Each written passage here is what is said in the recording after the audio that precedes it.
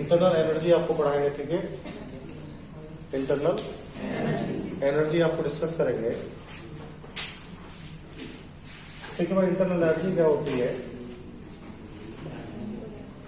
जैसे हमारे पास कोई सिस्टम है, बहुत सारे पार्टिकल सिस्टम के अंदर अवेलेबल है,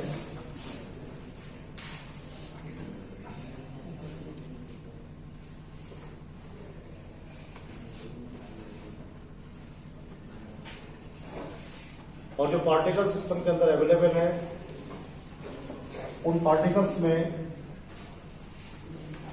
एनर्जी ऑफ काइनेटिक हो सकता है, जिसे हम लोग गतिज ऊर्जा कहते हैं। इन पार्टिकल्स में एनर्जी ऑफ वाइब्रेशन हो सकता है, जिसे हम लोग स्थितिज ऊर्जा कहते हैं। इन पार्टिकल्स में एनर्जी ऑफ ट्रांजिशन हो सकता है, जिसे संक्रमण ऊर्जा कहते हैं। इन पार्टिकल्स में एनर्जी ऑफ रोटेशन हो सकता है, जिसे हम लोग जो है रोटेशनल एनर्जी कहते हैं, घूर्ण ऊर्जा कहते हैं। इन पार्टिकल्स के अंदर एनर्जी ऑफ पोटेंशियल हो सकता है, जिसे हम लोग स्थितिज ऊर्जा कहते हैं। देखो भाई, किसी भी सिस्टम में बहुत सारे तरह की एनर्जी हो सकती है, और मैंने एनर्जी के नाम आपको बताए हैं। किसी भी सिस्टम के अंदर, जैसे मेरा मार्कर है, मैं इसे रोटेट कर रहा हूं, ऐसे घुमा रहा हूं, तो इसे हम लोग बोलते हैं रोटेशनल एनर्जी। क्या बोलते हैं? तो इसे हम लोग ER से शो करते हैं। तो रोटेशनल एनर्जी किसी सिस्टम में हो सकती है। दूसरा, किसी भी सिस्टम में एनर्जी ऑफ वाइब्रेशन हो सकती है। तीसरा, किसी भी सिस्टम में एनर्जी ऑफ काइनेटिक हो सकती है, इसे गतिज ऊर्जा कहते हैं हम लोग। इसे हम लोग कंपन ऊर्जा कहते हैं, इसे हम लोग घूर्ण ऊर्जा कहते हैं। और एनर्जी ऑफ ट्रांजिशन होती है, जिसे हम लोग संक्रमण ऊर्जा कहते हैं। एनर्जी ऑफ पोटेंशियल होती है, जिसे हम लोग स्थित ऊर्जा कहते हैं। और एनर्जी ऑफ इलेक्ट्रॉनिक हो सकती है, जिसे इलेक्ट्रॉनिक ऊर्जा कहते हैं हम लोग। लेकिन एक बात बेसिकली हम लोग को ध्यान रखनी है कि किसी भी सिस्टम के अंदर किसी भी प्रकार की एनर्जी के लिए आप 100% सही तरीके से फाइंड नहीं कर सकते हैं।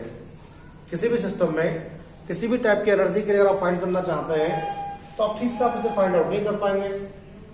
तो क्या बोला गया, ये बताया गया कि जो एनर्जी आपके पास है, इन सारी एनर्जी को आप ऐड कर लीजिएगा, और कांस्टेंट टेम्परेचर पर किसी भी सिस्टम में डिफरेंट टाइप की जो एनर्जीज होती हैं, कांस्टेंट टेम्परेचर पर किसी भी सिस्टम में डिफरेंट टाइप की जो एनर्जीज होती हैं, जो ऊर्जा होती हैं, उन सबका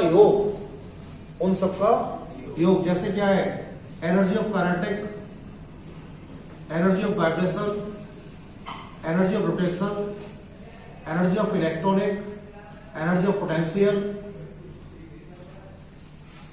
energy of transition, plus dot dot, energy of transition plus dot dot, और भी हो सकती है। इन सबका जो योग होता है, इन सबका जो योग होता है, वो उसकी आंतरिक ऊर्जा कहलाता है, जिसे हम लोग कैपिटल E से शो करते हैं। तो कांस्टेंट टेम्परेचर पर किसी भी सिस्टम के अंदर, कांस्टेंट टेम्परेचर पर किसी भी सिस्टम के अंदर डिफरेंट टाइप की जो एनर्जी होती है, कांस्टेंट टेम्परेचर पर किसी भी सिस्टम के अंदर डिफरेंट टाइप की जो एनर्जी होती है, अगर उन एनर्जी को हम लोग क्या कर देंगे, ऐड कर देंगे, जोड़ कर देंगे, तो क्या बन जाएगा, वो आंतरिक ऊर्जा। क्या बन जाएगा? देखिए, एक बात आप लोग ध्यान रखेंगे, आंतरिक ऊर्जा जो होती है, वो सदैव किसी भी सिस्टम की प्राथमिक ऊर्जा, या जो प्राथमिक ऊर्जा होती है, जो प्राइमरी एनर्जी होती है, या जो इनिशियल टाइप की एनर्जी होती है, उस पर डिपेंड करती है, और सिस्टम की जो फाइनल एनर्जी होती है, उस पर डिपेंड करती है। अब लोग क्या कर सकते हैं हम लोग भाई, अगर किसी भी सिस्टम की इनिशियल एनर्जी को हम लोग क्या मान लेते हैं, E1 मान लें, किसी भी सिस्टम की जो इनिशियल एनर्जी है उसे हम लोग क्या मान लें, E1 मान लें, और सिस्टम की जो फाइनल एनर्जी है इंटरनल एनर्जी उसे क्या मान लें, E2 मान लें। या फिर आप क्या कर सकते हैं, इसकी जगह आप इसे U1 लिख सकते हैं और आप इसे U2 लिख सकते हैं। आपका जो एनसीईआरटी का बुक है उसमें U1 U2 भी लिखा हुआ है। वैसे बीएससी वगैरह में जो बुक्स हम बच्चों को पढ़ाते हैं उसमें बेटे E1 E2 लिखा हुआ है।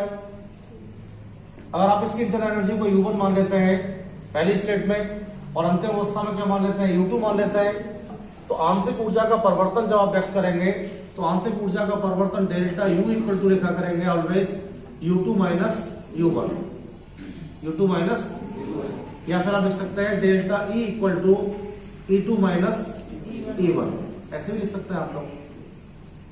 तो किसी भी सिस्टम की जो इंटरनल एनर्जी होती है उसका जो चेंज होता है, उसका परिवर्तन होता है, उसे दो तरह से व्यक्त कर सकते हैं, डेल्टा U से व्यक्त कर सकते हैं और डेल्टा E से व्यक्त कर सकते हैं। डेल्टा U और डेल्टा E जो होता है वो सदैव किसी भी सिस्टम के इनिशियल और फाइनल स्टेट के ऊपर डिपेंड करता है। लेकिन सर ये सवाल पूछेंगे भाई आप लोगों से कि जो आपका सिस्टम है उस सिस्टम की स्टेबिलिटी में इंटरनल एनर्जी का रोल क्या है, यानी हमारा जो निकाय है उस निकाय के स्थायित्व के अंदर हमारी जो आंतरिक ऊर्जा होती है उसका क्या रोल है भाई बताइए आप। तो आपको बताना है अगर किसी सिस्टम की इंटरनल एनर्जी ज्यादा पाई जाएगी, अगर किसी भी सिस्टम की इंटरनल एनर्जी ज्यादा पाई जाएगी तो ऐसी कंडीशन में हमारा सिस्टम अस्थायी होगा। यानी जो सिस्टम हाई इंटरनल एनर्जी को शो करेंगे, जो सिस्टम हाई इंटरनल एनर्जी को शो करेंगे वो ऑलवेज कैसे होंगे, अस्थायी होंगे। कैसे होंगे, अस्थायी होंगे। और जो सिस्टम लो इंटरनल एनर्जी को शो करेंगे, जिनकी आंतरिक ऊर्जा क्या होगी, कम होगी या निम्न होगी, वो कैसे होंगे, स्थायी होंगे। बात समझ में आ गई मेरी आपको? सर ये पता किससे निकलते, ये कम है या ज्यादा? अभी हम आपको निकालना सिखाएंगे, फॉर्मूला पढ़ाएंगे, डेरिवेट कराएंगे ना, उससे निकालना सिखाएंगे, परेशान हो। तो ऐसे निकाय, ऐसे सिस्टम जिनके लिए आंतरिक ऊर्जा कम पाई जाती है, इंटरनल एनर्जी कम पाई जाती है, वो सिस्टम क्या होते हैं, स्टेबल होते हैं। क्या होते हैं, स्टेबल होते हैं। और ऐसे सिस्टम जिनके लिए आंतरिक ऊर्जा का मान क्या होता है, ज्यादा होता है, वो सिस्टम कैसे होते हैं, अस्थायी होते हैं। तो किसी भी सिस्टम को स्टेबल करने के लिए उसकी जो इंटरनल एनर्जी है डेल्टा U या डेल्टा E वो जितनी कम होगी उतना ही आपको फायदा होने वाला है भाई। बात समझ में आ गई आपको? ये थोड़ा और आगे बढ़ते हैं हम लोग। देखो इस सब के बाद हम लोग आपको बताते हैं थर्मोडायनामिक्स के लॉ क्या है।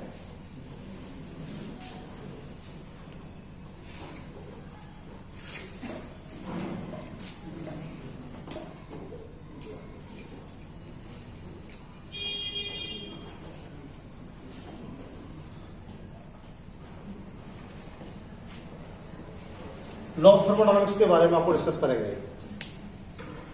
बहुत सारी बातें आपको बता दी है, टर्मिनोलॉजी पूरा मैंने आपको पढ़ा दिया है। अब इंटरनल एनर्जी में आपको नोट करा दूंगा तो उसके बाद सारा खत्म हो जाएगा ये। और उसके बाद हम लोग ऊष्मागतिकी के बारे में आपको पढ़ाना स्टार्ट करेंगे। तो पहले सबसे पहले जब आपको डिस्कस करेंगे तो लॉ ऑफ थर्मोडायनामिक्स आपको पढ़ाएंगे भाई, ऊष्मागतिकी के नियम आपको पढ़ाएंगे। देखिए 3 नियम में आपको पढ़ाऊंगा। फर्स्ट लॉ में आपको पढ़ाने वाला हूं, सेकेंड लॉ में आपको पढ़ाने वाला हूं और थर्ड लॉ में आपको पढ़ाने वाला हूं। साइंस में थर्मोडायनामिक्स का जो डेवलपमेंट हुआ वो लगभग 1820 से हुआ है और डेवलपमेंट के बाद हम लोग 2020 में आ गए। इसका मीन्स क्या हो गया, अप्रोक्स हम लोग 2000 ईयर से थर्मोडायनामिक्स को पढ़ते आ रहे हैं, 200 सालों से। और एक बहुत इंपॉर्टेंट बात मैं थर्मोडायनामिक्स के बारे में आपको बताता हूं।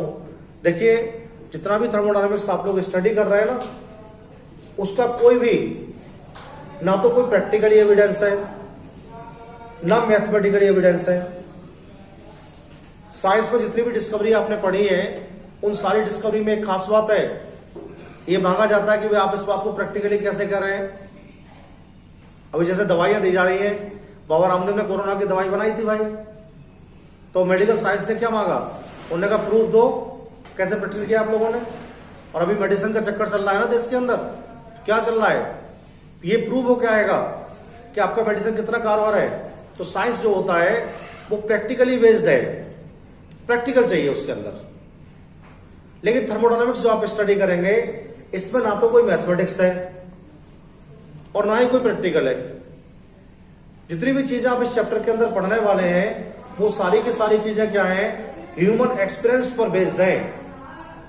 ह्यूमन एक्सपीरियंस का मीन्स क्या होता है, मानव अनुभव पर आधारित बातें हैं। मानव अनुभव से हम आपको बताएंगे कि क्या क्या चीजें इसमें चेंज होने वाली है भाई। तो ह्यूमन एक्सपीरियंस के आधार पर आप लोग इसको पढ़ेंगे। और देखिए कोई कुछ करे इसके अंदर, आप जैसे कोई मैथमेटिकल डेरिवेशन आती है तो आप इसमें कहीं से कुछ भी प्रूव कर सकते हैं, सर काट नहीं सकते हैं उसके लिए, क्योंकि कोई मैथमेटिकल एविडेंस ही नहीं है इसका। तो सबसे पहले क्या करेंगे हम लोग, सबसे पहले जब आपको डिस्कस करेंगे तो ह्यूमन एक्सपीरियंस पर बेस पर आपको पढ़ाएंगे फर्स्ट लॉ के बारे में आपको डिस्कस करते हैं आज।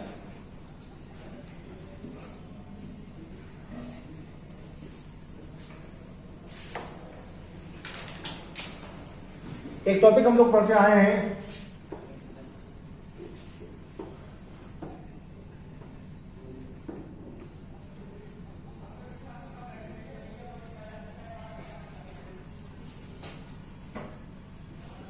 एनर्जी कंजर्वेशन लॉ आपने पढ़ा था,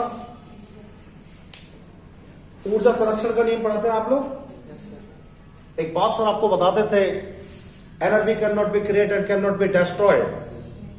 सर कहते थे आपसे ऊर्जा को ना तो उत्पन्न कर सकते हैं, क्या कर सकते हैं, one form change to another form. ये कहा सर ने आपसे, energy can not be create और energy can not be destroy, it will be convert one form to another form. यानी ऊर्जा के लिए ना तो आप उत्पन्न कर सकते हैं और ना ही नष्ट कर सकते हैं, बल्कि ऊर्जा को क्या कर सकते हैं, एक रूप से दूसरे रूप में परिवर्तित कर सकते हैं। समझ में आ गई बात। तो यहां पर यही बोला गया भाई, सबसे पहले तो यही बोला गया फर्स्ट लॉ में, जो मैंने स्टेटमेंट आपको पढ़ाई है उसमें बोला गया कि एनर्जी को ना तो आप क्रिएट कर सकते हैं, एनर्जी को ना तो क्रिएट कर सकते हैं और ना ही आप क्या कर सकते हैं, नष्ट कर सकते हैं, डिस्ट्रॉय कर सकते हैं, बल्कि एक रूप से दूसरे रूप में परिवर्तित कर सकते हैं। तो साइंटिस्टों ने कहा कि जब एनर्जी चेंज ही नहीं हो रहा है, जितना है उतना ही है, क्या हो रहा है, एनर्जी का फॉर्म बदल रहा है, क्या हो रहा है, रूप बदल रहा है केवल। तो उन्होंने कहा कि जो हमारा यूनिवर्स है, ये सेकंड स्टेटमेंट था इसका, उन्होंने कहा जो हमारा यूनिवर्स है, जो हमारा ब्रह्मांड है, उस यूनिवर्स की जो एनर्जी है वो कांस्टेंट होगी। यूनिवर्स की जो एनर्जी है वो कैसी होने वाली है, कांस्टेंट होने वाली है। कहा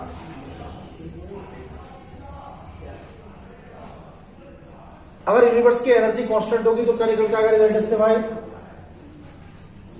अगर यूनिवर्स की एनर्जी कांस्टेंट है तो आपको बताना है कि जो हमारा सिस्टम है ना और जो हमारा सराउंडिंग है ये ऑलवेज क्या रहेंगे, साम्यावस्था में रहेंगे। साम्यावस्था क्या होती है, जिसमें दोनों का वेग बराबर होता है, जिसमें दोनों का वेग जिस दर से ऊर्जा को निकाय सराउंडिंग में देगा उसी दर से सराउंडिंग निकाय में देगा, इससे ऊर्जा का कोई भी परिवर्तन नहीं होगा। तो सर आपसे पूछेंगे ऊष्मागति का पहला नियम क्या है, तो आपको बताना जो थर्मोडायनामिक्स का फर्स्ट लॉ है वो एनर्जी कंजर्वेशन लॉ पर आधारित है। एनर्जी कंजर्वेशन लॉ में क्या बताया गया था, एनर्जी कंजर्वेशन लॉ में बताया गया था एनर्जी को ना तो क्रिएट कर सकते हैं ना डिस्ट्रॉय कर सकते हैं, एक रूप से दूसरे रूप में परिवर्तित, यही इसमें बोला गया। यूनिवर्स जो आपका है उस पूरे यूनिवर्स की जो एनर्जी है, जो आपका यूनिवर्स है उस यूनिवर्स की जो एनर्जी है वो कांस्टेंट है। और बढ़िया तरीके से डिफाइन किया गया फिर इसके लिए, फिर बताया गया कि जो हमारा सिस्टम होता है ना और जो हमारी सराउंडिंग होती है, सिस्टम और surrounding always will be present in equilibrium state, in equilibrium state, साम्यावस्था में रहती है। किसमें रहती है, जितनी एनर्जी का ट्रांसफर सराउंडिंग सिस्टम को करता है उतनी एनर्जी का ट्रांसफर सिस्टम सराउंडिंग करता है, जिससे दोनों की एनर्जी कभी भी कन्वर्ट नहीं होती है। इसका मीन्स क्या हो गया? इसका मीन्स ये हो गया सर,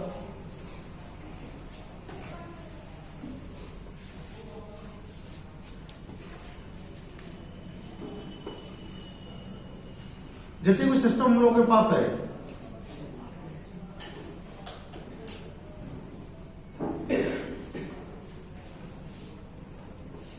ये सिस्टम हमारे पास है, इस सिस्टम में Q किलोजूल पर मोल ऊष्मा को शोषित किया।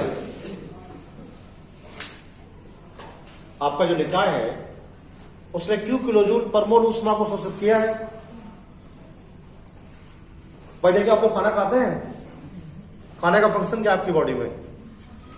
खाना जब आप खाते हैं, अभी आप वर्कआउट करेंगे पूरे दिन तक, दोपहर तक, उसके बाद लंच पे चले जाते हैं आप लोग। तो लंच पे क्यों जाते हैं? क्योंकि आपकी एनर्जी कम हो जाती है, जो आपकी इंटरनल एनर्जी है वो घट जाती है।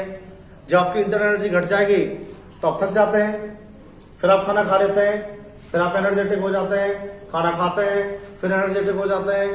तो ये प्रोसेस चलता ही रहता है भाई, खाना खाते रहेंगे, एनर्जेटिक होते रहेंगे। तो मेरे कहने का मीन्स क्या है आपके लिए, अगर कोई भी निकाय, कोई भी सिस्टम हीट को एब्जॉर्ब करता है, ऊष्मा को शोषित करता है, तो ऊष्मा को शोषित करने के बाद सबसे पहले क्या होता है, उसकी इंटरनल एनर्जी बढ़ती है।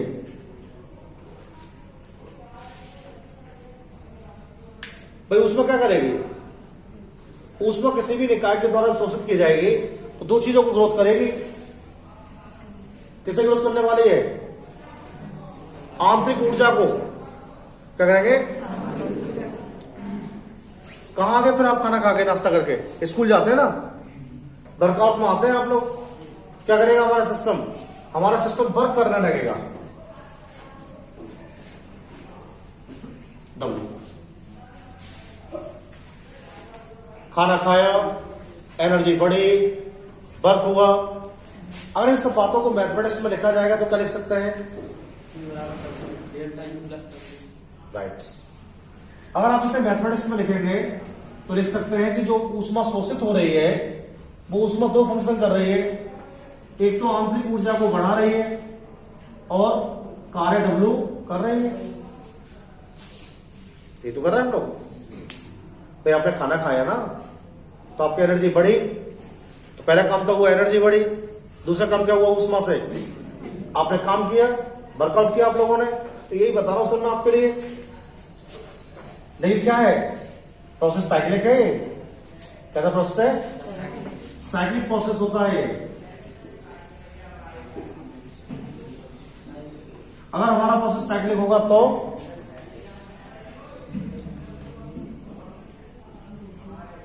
जी right, delta U equal to 0।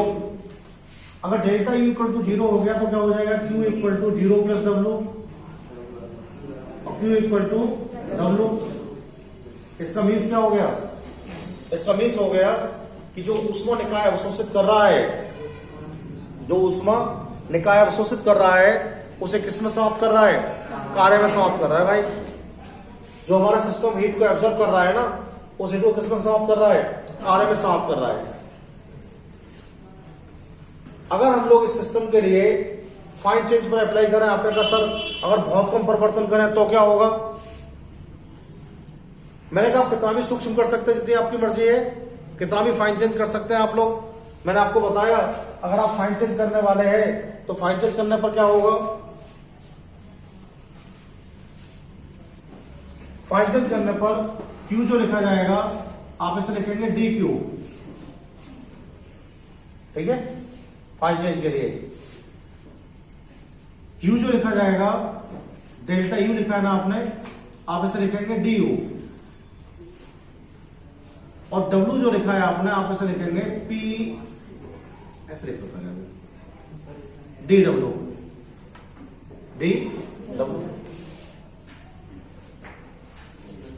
लेकिन आपको ध्यान रखना है Q इक्वल टू हो जाएगा DQ equal to DU plus DW। कार्य क्या है? कार्य क्या होता है? वर्क क्या है भाई, आपको पढ़ाया हुआ सर ने फॉर्मूला फिजिक्स में, W इक्वल टू PdV।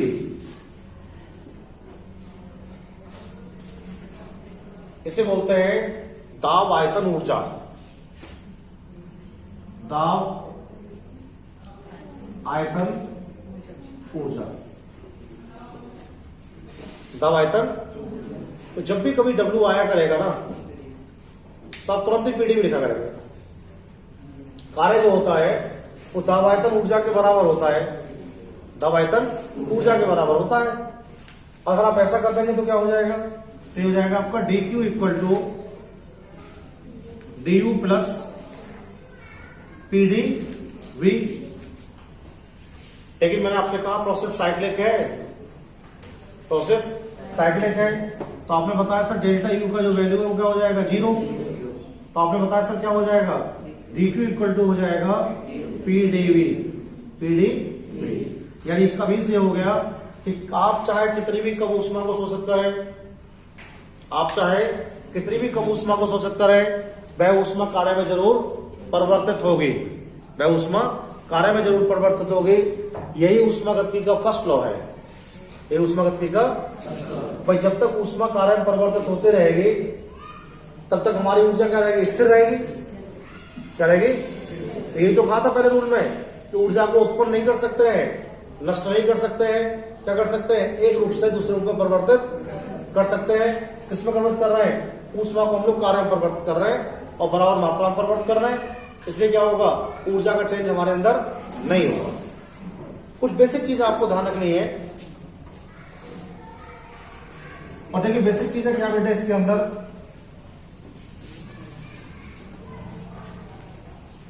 जैसे हमारे पास ये सिस्टम है, ध्यान देंगे बात पर, बहुत इंपॉर्टेंट बात होगी बेटे। साइंस सिस्टम बता रहा हूं, चिन्ह कैसे लगाया करेंगे आप लोगों। अगर आपके निकाय ने ऊष्मा को शोषित किया, एब्जॉर्ब किया, तो ऐसी स्थिति में Q का जो वैल्यू लगा करेंगे आप, वो पॉजिटिव लगाया करेंगे। समझिए, सोच करेंगे तो पॉजिटिव लगेगी Q। अगर आपने ऊष्मा को उत्सर्जित किया,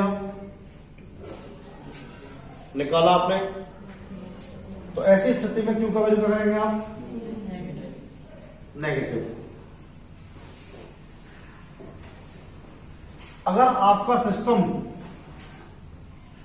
सराउंडिंग पर कार्य कर रहा है,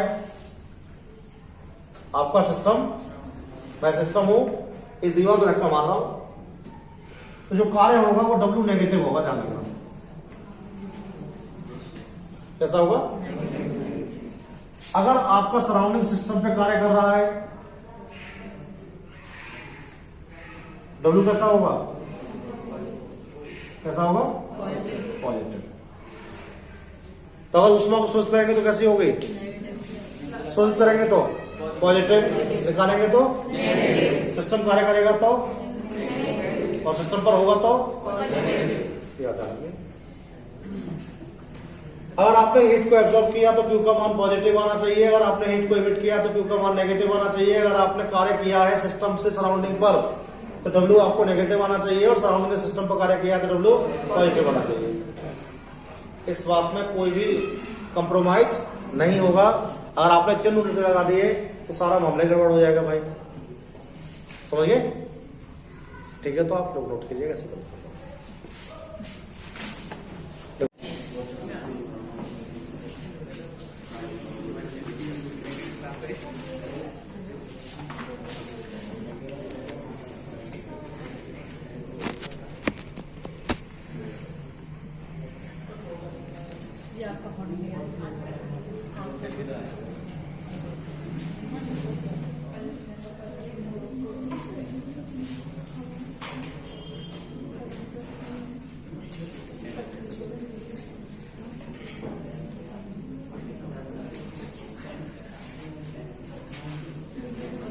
इंटरनल एनर्जी आपको पढ़ाएंगे, ठीक है। इंटरनल एनर्जी आपको डिस्कस करेंगे, ठीक है भाई। इंटरनल एनर्जी क्या होती है, जैसे हमारे पास कोई सिस्टम है, बहुत सारे पार्टिकल सिस्टम के अंदर अवेलेबल हैं।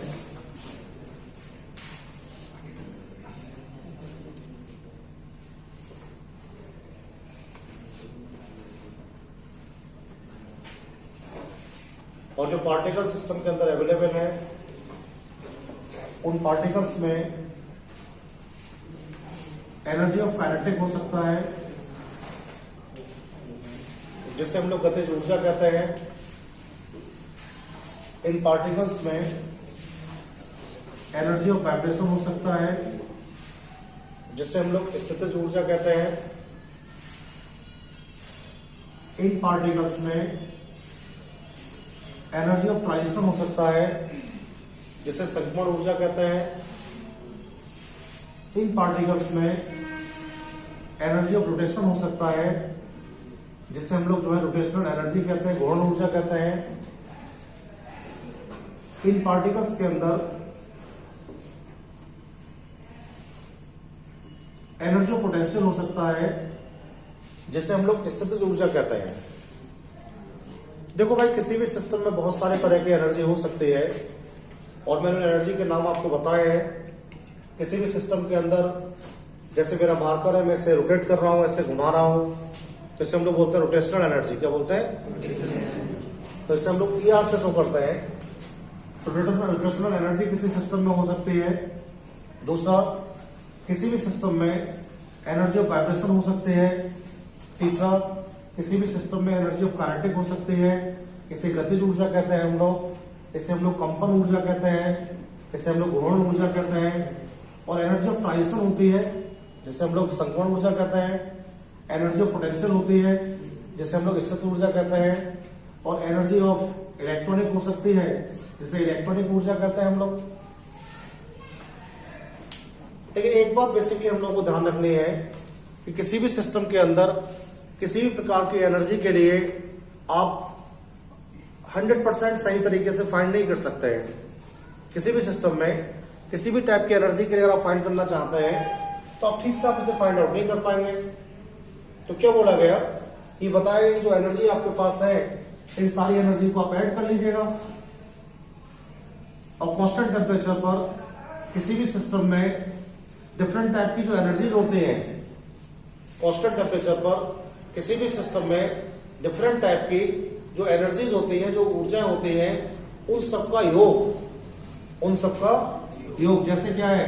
Energy of kinetic, energy of vibration, energy of rotation, energy of electronic, energy of potential,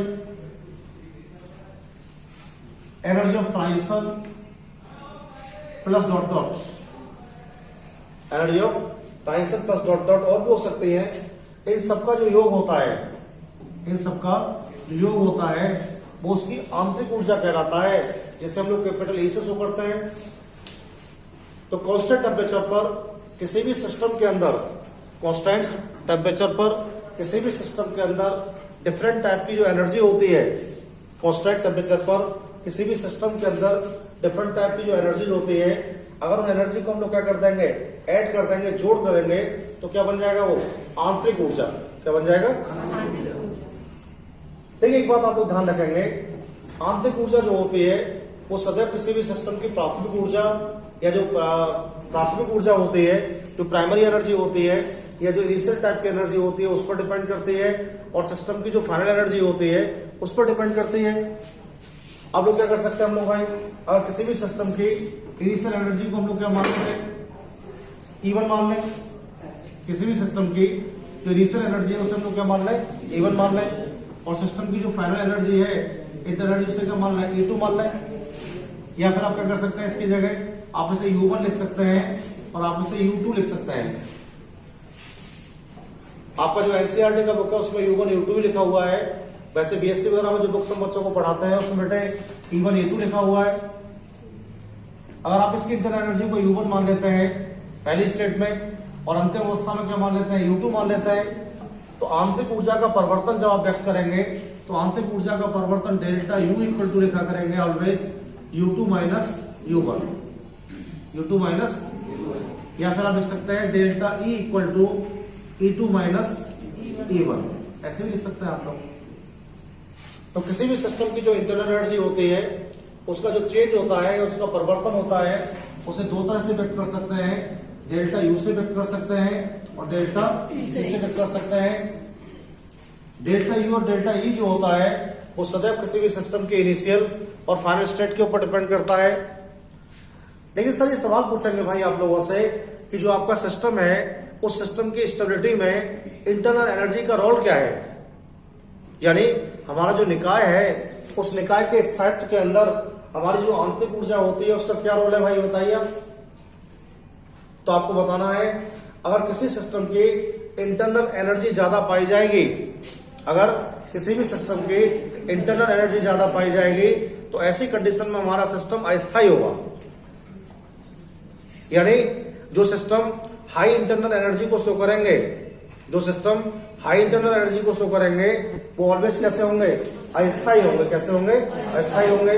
और जो सिस्टम लो इंटरनल एनर्जी को शो करेंगे, जिनकी आंतरिक ऊर्जा क्या होगी, कम होगी या निम्न होगी, वो कैसे होंगे, अस्थायी।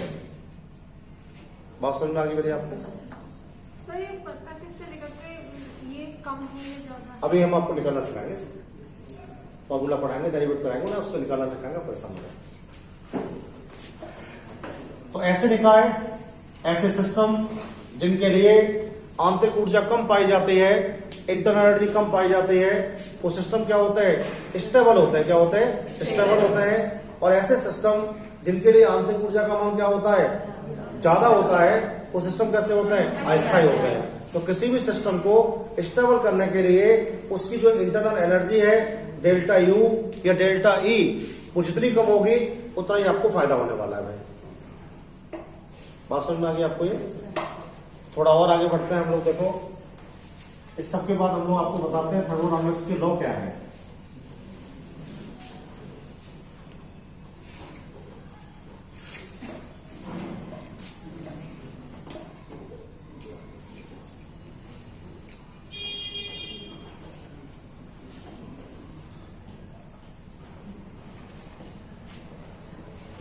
लॉ ऑफ थर्मोडायनामिक्स के बारे में आपको डिस्कस करेंगे। बहुत सारी बातें आपको बता दी है, टर्मिनोलॉजी पूरा मैंने आपको पढ़ा दिया है। अब इंटरनल एनर्जी में आपको नोट करा दूंगा तो उसके बाद सारा खत्म हो जाएगा ये। और उसके बाद हम लोग ऊष्मागतिकी के बारे में आपको पढ़ाना स्टार्ट करेंगे। तो पहले सबसे पहले जब आपको डिस्कस करेंगे तो लॉ ऑफ थर्मोडायनामिक्स आपको पढ़ाएंगे भाई, ऊष्मागतिकी के नियम आपको पढ़ाएंगे। देखिए 3 नियम में आपको पढ़ाऊंगा। फर्स्ट लॉ में आपको पढ़ाने वाला हूं, सेकेंड लॉ में आपको पढ़ाने वाला हूं और थर्ड लॉ में आपको पढ़ाने वाला हूं। साइंस में थर्मोडायनामिक्स का जो डेवलपमेंट हुआ वो लगभग 1820 से हुआ है और डेवलपमेंट के बाद हम लोग 2020 में आ गए हैं। इसका मीन्स क्या हो गया, अप्रोक्स हम लोग 2000 ईयर से थर्मोडायनामिक्स को पढ़ते आ रहे हैं, 200 सालों से। और एक बहुत इंपॉर्टेंट बात मैं थर्मोडायनामिक्स के बारे में आपको बताता हूं। देखिए जितना भी थर्मोडायनामिक्स आप लोग स्टडी कर रहे हैं ना, उसका कोई भी ना तो कोई प्रैक्टिकल एविडेंस है ना मैथमेटिकल एविडेंस है। साइंस में जितनी भी डिस्कवरी आपने पढ़ी है उन सारी डिस्कवरी में एक खास बात है, ये मांगा जाता है कि भाई आप इस बात को प्रैक्टिकली कैसे कर रहे हैं। अभी जैसे दवाइयां दी जा रही है, बाबा रामदेव ने कोरोना की दवाई बनाई थी भाई, तो मेडिकल साइंस ने क्या मांगा, उन्होंने कहा प्रूफ दो। कैसे प्रैक्टिकल किया आप लोगों ने। और अभी मेडिसिन का चक्कर चल रहा है ना देश के अंदर, क्या चल रहा है, ये प्रूव हो क्या आएगा कि आपका मेडिसिन कितना कारगर है। तो साइंस जो होता है वो प्रैक्टिकली बेस्ड है, प्रैक्टिकल चाहिए उसके अंदर। लेकिन थर्मोडायनामिक्स जो आप स्टडी करेंगे इसमें ना तो कोई मैथमेटिक्स है और ना ही कोई प्रैक्टिकल है। जितनी भी चीजें आप इस चैप्टर के अंदर पढ़ने वाले हैं वो सारी की सारी चीजें क्या है, ह्यूमन एक्सपीरियंस पर बेस्ड है। ह्यूमन एक्सपीरियंस का मीन्स क्या होता है, मानव अनुभव। मानव अनुभव पर आधारित बातें हैं। मानव अनुभव से हम आपको बताएंगे कि क्या क्या चीजें इसमें चेंज होने वाली है भाई। तो ह्यूमन एक्सपीरियंस के आधार पर आप लोग इसको पढ़ेंगे। और देखिए कोई कुछ करे इसके अंदर, आप जैसे कोई मैथमेटिकल डेरिवेशन आती है तो आप इसमें कहीं से कुछ भी प्रूव कर सकते हैं, सर काट नहीं सकते हैं उसके लिए, क्योंकि कोई मैथमेटिकल एविडेंस ही नहीं है इसका। तो सबसे पहले क्या करेंगे हम लोग, सबसे पहले जब आपको डिस्कस करेंगे तो ह्यूमन एक्सपीरियंस पर बेस पर आपको पढ़ाएंगे। फर्स्ट लॉ के बारे में आपको डिस्कस करते हैं आज।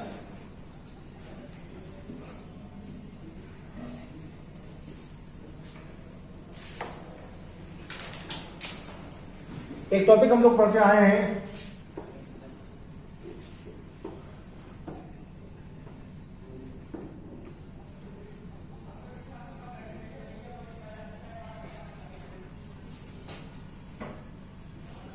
एनर्जी कंजर्वेशन लॉ आपने पढ़ा था। ऊर्जा संरक्षण का नियम पढ़ाते हैं आप लोग। एक बात सर आपको बताते थे, energy can not be created can not be destroy. Sir कहते थे आपसे, ऊर्जा को ना तो उत्पन्न कर सकते हैं, क्या कर सकते हैं, one form change to another form. ये कहा सर ने आपसे, energy can not be create और energy can not be destroy, it will be convert one form to another form.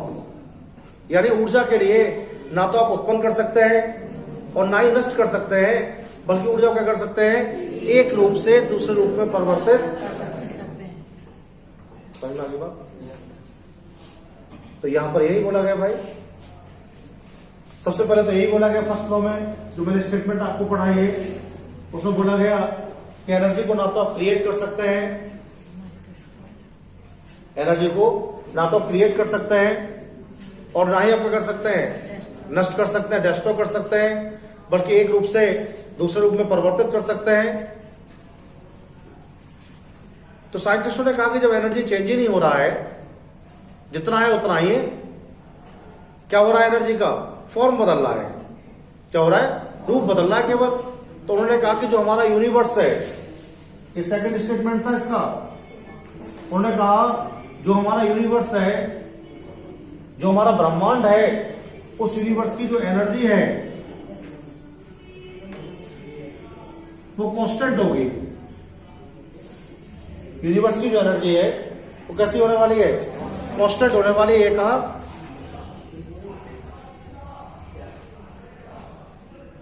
अगर यूनिवर्स की एनर्जी कांस्टेंट होगी तो क्या निकल के आएगा रिजल्ट इससे भाई? अगर यूनिवर्स की एनर्जी कांस्टेंट है तो आपको बताना है कि जो हमारा सिस्टम है ना और जो हमारा सराउंडिंग है, ये ऑलवेज क्या रहेंगे, साम्यावस्था में रहेंगे। साम्यावस्था क्या होती है, जिसमें दोनों ओर का वेग बराबर होता है, जिसमें दोनों ओर का वेग, जिस दर से ऊर्जा को निकाय सराउंडिंग में देगा उसी दर से सराउंडिंग निकाय में देगा। इससे ऊर्जा का कोई भी परिवर्तन नहीं होगा। तो सर आपसे पूछेंगे ऊष्मागतिकी का पहला नियम क्या है, तो आपको बताना जो थर्मोडायनामिक्स का फर्स्ट लॉ है वो एनर्जी कंजर्वेशन लॉ पर आधारित है। एनर्जी कंजर्वेशन लॉ में क्या बताया गया था, एनर्जी कंजर्वेशन लॉ में बताया गया था एनर्जी को ना तो क्रिएट कर सकते हैं ना डिस्ट्रॉय कर सकते हैं, एक रूप से दूसरे रूप में परिवर्तित, यही इसमें बोला गया। यूनिवर्स जो आपका है, उस पूरे यूनिवर्स की जो एनर्जी है, जो आपका यूनिवर्स है, उस यूनिवर्स की जो एनर्जी है वो कांस्टेंट है। और बढ़िया तरीके से डिफाइन किया गया फिर इसके लिए। फिर बताया गया कि जो हमारा सिस्टम होता है ना और जो हमारी सराउंडिंग होती है, सिस्टम और surrounding always will be present in equilibrium state, in equilibrium state, साम्यावस्था में रहती है। किसमें रहती है?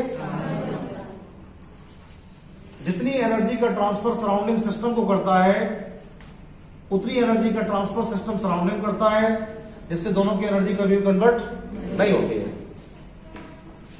इसका मीन्स क्या हो गया? इसका मीन्स ये हो गया सर,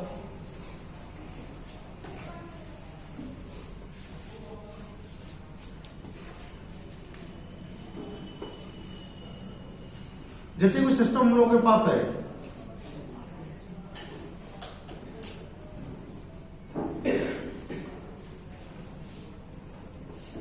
ये सिस्टम हमारे पास है, इस सिस्टम ने Q किलोजूल परमाणु ऊष्मा को शोषित किया। आपका जो निकाय है उसने Q किलोजूल परमाणु ऊष्मा को शोषित किया है। भाई देखिए, आप लोग खाना खाते हैं, खाने का फंक्शन क्या है आपकी बॉडी में? खाना जो आप खाते हैं, अभी आप वर्कआउट करेंगे पूरे दिन तक, दोपहर तक, उसके बाद लंच पे चले जाते हैं आप लोग। तो लंच पे क्यों जाते हैं? क्योंकि आपकी एनर्जी कम हो जाती है, जो आपकी इंटरनल एनर्जी है वो घट जाती है। जब आपकी इंटरनल एनर्जी घट जाएगी तो आप थक जाते हैं, फिर आप खाना खा लेते हैं, फिर आप एनर्जेटिक हो जाते हैं, खाना खाते हैं, फिर एनर्जेटिक हो जाते हैं। तो ये प्रोसेस चलता ही रहता है भाई, खाना खाते रहेंगे, एनर्जेटिक होते रहेंगे। तो मेरे कहने का मीन्स क्या है आपके लिए, अगर कोई भी निकाय, कोई भी सिस्टम हीट को एब्जॉर्ब करता है, ऊष्मा को शोषित करता है, तो ऊष्मा को शोषित करने के बाद सबसे पहले क्या होता है, उसकी इंटरनल एनर्जी बढ़ती है।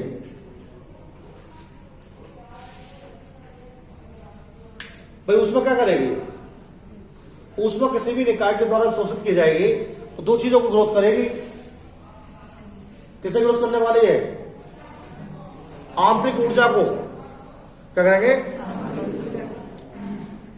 कहां आ गए फिर आप खाना खा के, नाश्ता करके स्कूल जाते हैं ना, वर्कआउट में आते हैं आप लोग, क्या करेगा हमारा सिस्टम? हमारा सिस्टम वर्क करने लगेगा।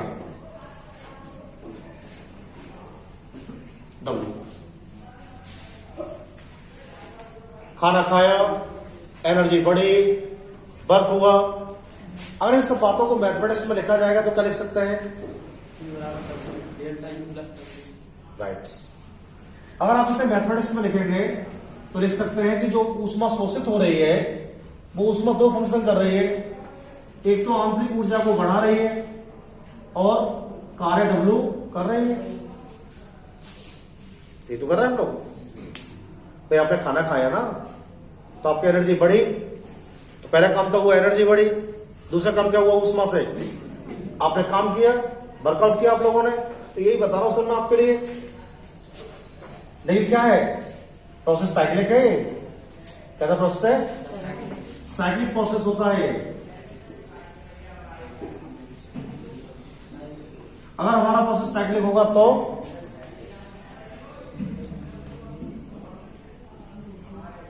जी right, delta U equal to 0। अगर डेल्टा यू इक्वल टू 0 हो गया तो क्या हो जाएगा? Q equal to 0 plus W, और क्यू इक्वल टू डब्ल्यू। इसका मीन्स क्या हो गया? इसका मीन्स हो गया कि जो ऊष्मा निकाय अवशोषित कर रहा है, जो ऊष्मा निकाय अवशोषित कर रहा है, उसे किस में समाप्त कर रहा है? कार्य में समाप्त कर रहा है। भाई जो हमारा सिस्टम हीट को एब्जॉर्ब कर रहा है ना, उस हीट को किस में समाप्त कर रहा है? कार्य में समाप्त कर रहा है। अगर हम लोग इस सिस्टम के लिए फाइन चेंज पर अप्लाई करें, आपने कहा सर अगर बहुत कम परिवर्तन करें तो क्या होगा? मैंने कहा आप कितना भी सूक्ष्म कर सकते हैं, जितनी आपकी मर्जी है, कितना भी फाइन चेंज कर सकते हैं आप लोग। मैंने आपको बताया अगर आप फाइन चेंज करने वाले हैं तो फाइन चेंज करने पर क्या होगा? फाइन चेंज करने पर Q जो लिखा जाएगा आप इसे लिखेंगे DQ। ठीक है, फाइन चेंज के लिए Q जो लिखा जाएगा, डेल्टा U लिखा है ना आपने, आप इसे लिखेंगे DU। और W जो लिखा है आपने, आप इसे लिखेंगे P, ऐसे लिख दो DW।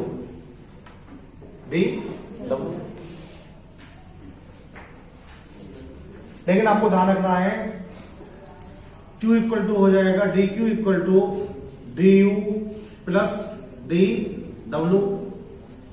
कार्य क्या है? कार्य क्या होता है? वर्क क्या है भाई? आपको पढ़ाया हुआ सर ने फॉर्मूला फिजिक्स में, W equal to PdV।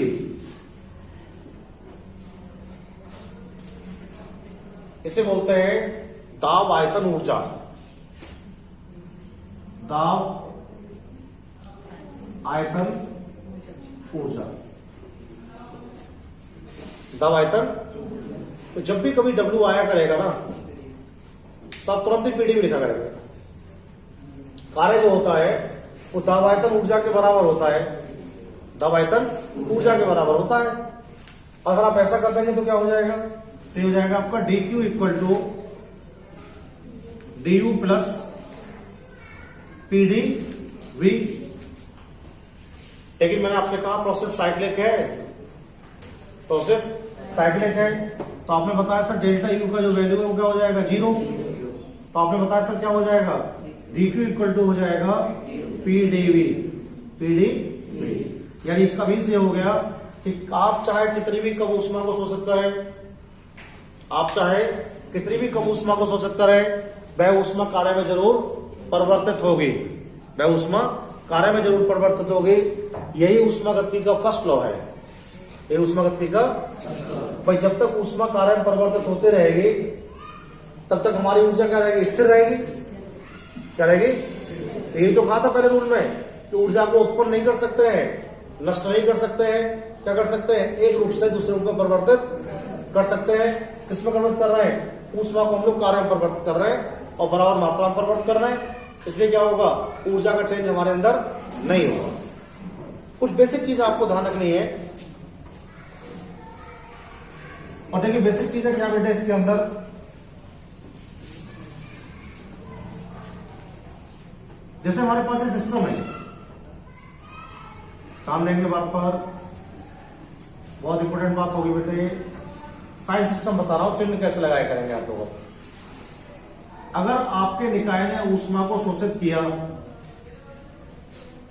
Absorb किया, तो ऐसी स्थिति में Q का जो वैल्यू लगा करेंगे आप वो पॉजिटिव लगाया करेंगे। समझिए, सोच करेंगे तो पॉजिटिव लगेगी Q। अगर आपने ऊष्मा को उत्सर्जित किया, निकाला आपने, तो ऐसी स्थिति में Q का वैल्यू क्या करेंगे आप, नेगेटिव। अगर आपका सिस्टम सराउंडिंग पर कार्य कर रहा है, आपका सिस्टम, मैं सिस्टम हूं, इस दीवार पर धक्का मार रहा हूं, तो जो कार्य होगा वो W नेगेटिव होगा, ध्यान रखना। कैसा होगा, अगर आपका सराउंडिंग सिस्टम पे कार्य कर रहा है, W कैसा होगा, कैसा होगा, पॉजिटिव। तो अगर ऊष्मा को शोषित करेंगे तो कैसी होगी, शोषित करेंगे तो पॉजिटिव, निकालेंगे तो सिस्टम कार्य करेगा तो, और सिस्टम पर होगा तो याद आएंगे। अगर आपने हीट को एब्जॉर्ब किया तो Q का मान पॉजिटिव आना चाहिए, अगर आपने हीट को इमिट किया तो Q का मान नेगेटिव आना चाहिए। अगर आपने कार्य किया है सिस्टम से सराउंडिंग पर तो W आपको नेगेटिव आना चाहिए, और सराउंडिंग सिस्टम पर कार्य किया तो W पॉजिटिव आना चाहिए। इस बात में कोई भी कंप्रोमाइज नहीं होगा। अगर आपने चिन्ह उल्टे लगा दिए तो सारा मामला गड़बड़ हो जाएगा भाई, समझिए। ठीक है, तो आप लोग नोट कीजिएगा।